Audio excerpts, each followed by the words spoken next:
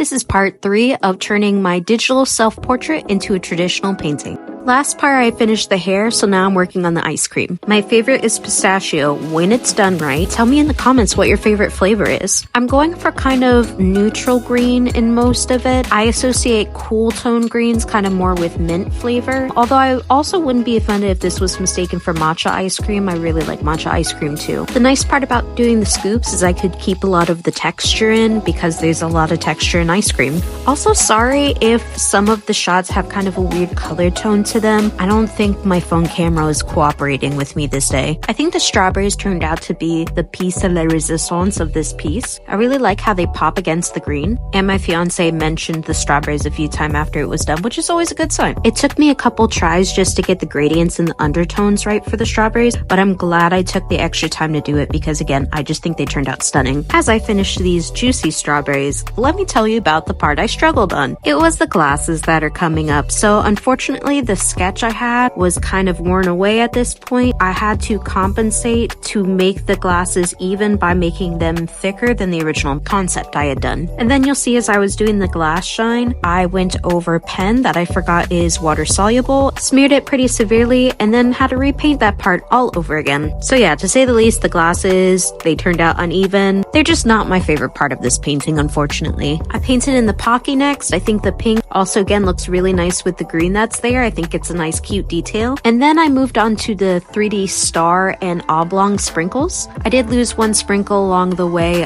rip to that. These did admittedly take longer than I initially thought they would take, just because off camera I had to take the canvas down and go around the white edges of the 3D sprinkles. The stars did turn out looking kind of like the dehydrated marshmallows from Lucky Charms. I put a shine on it, not sure if that helps or not. I'm not mad at that comparison, by the way. Like, they're still cute, would still eat on top of ice cream, so that's fine. I painted the long sprinkles too and gave them the same shine on them. For the circle sprinkles, I just used the end of my paintbrush as a dotting tool. I don't have a clay extruder, so actually painting and dotting on the sprinkles was the easier option, making the stars in my eyes a little bit brighter now. And now painting in the lettering. Now, lettering is usually very intimidating for me, but honestly, this lettering was pretty easy. I felt like it didn't have to be perfect, which did take some pressure off of me because it was on top of a finished painting essentially. And there it is, all done. I think it turned out pretty cute and I'm pretty proud of it, honestly. It also made me realize how much I miss doing food art, so I might do some food themed art again in the future soon. And don't forget to like and follow for the algorithm and if you like these walkthroughs.